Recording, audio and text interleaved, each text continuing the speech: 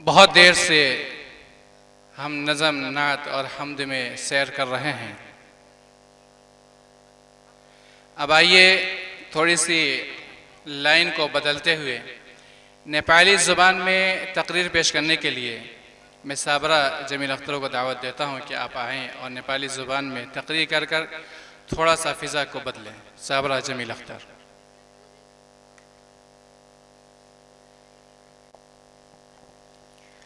अस्सलामु अलैकुम वरहमतुल्लाहि वबरकातुहू। अल्हम्दुलिल्लाहि रब्बिल आलमीन वल आक़िबतु लिल मुत्तक़ीन वस्सलातु वस्सलाम अला रसूलिहिल करीम अम्मा बाद फ़अऊज़ु बिल्लाहि मिनश शैतानिर रजीम बिस्मिल्लाहिर रहमानिर रहीम यरफ़उल्लाहु अल्लज़ीना आमनु मिनकुम वल्लज़ीना आमनु उतुल इल्म दरजात वक़ाला अन्नबिय्यु सल्लल्लाहु अलैहि वसल्लम तलबुल इल्म फरीज़तुन अला कुल्लि मुस्लिम।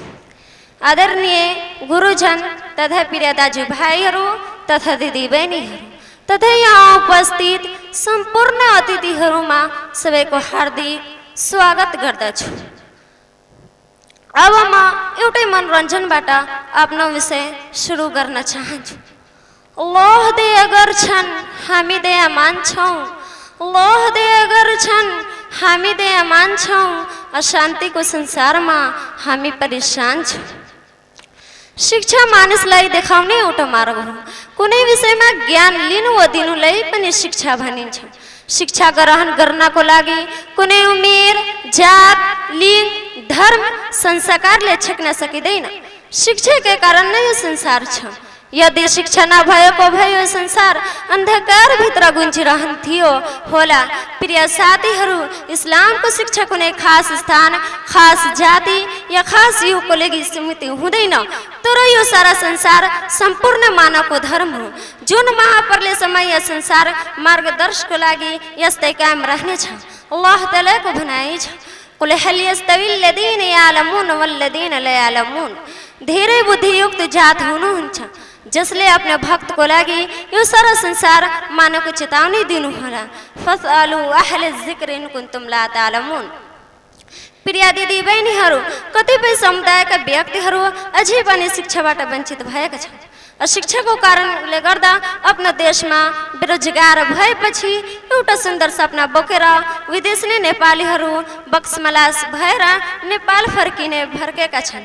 एउटा असल व्यक्ति, असल समाज, असल समुदाय, असल राष्ट्रिय बनाउनलाई शिक्षाको आवश्यक हुन्छ।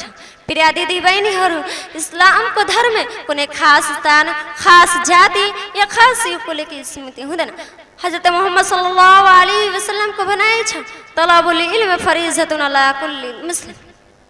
ज्ञान लिनु प्रत्येक मुसलमान स्त्री र पुरुषमा निवार्य छ। जस्तै धार्मिक ज्ञान, जरुरत प्राथमिक ज्ञान, जस्तै जायज नजायज, अधिकार वा जरुरी काम आदि हुन्छ, त्यस्तै अर्को ठाउँमा हजरत मोहम्मद सल्लल्लाहु अलैहि वसल्लम को भनाइ छ।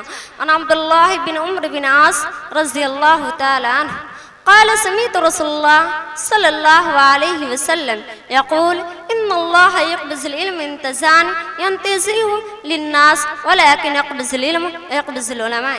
जो व्यक्ति ज्ञान हासिल गर्नको लागि त्यसै मार्गमा हिँड्छन् भन्ने अल्लाहले उसको बदला स्वर्ग जाने बाटो सजिलो बनाउनुहुन्छ। प्रिय दाजु भाइहरू, इस्लामको शिक्षा कुनै त्यति नै शिक्षाको मूल्य छ, त्यति नै शिक्षाको मूल्य छ। त्यसैले शिक्षा हासिल गर्न धेरै जरुरी र आवश्यक हुन्छ। अन्तमा अल्लाह हामी सबैलाई कुरान र हदिसको बाटोमा जिन्दगी बिताउन नसिब देऊ। आमीन। व आखिरु दवाना अल्हम्दुलिल्लाहि रब्बिल आलमीन। अस्सलामु अलैकुम वरहमतुल्लाहि वबरकातुहू।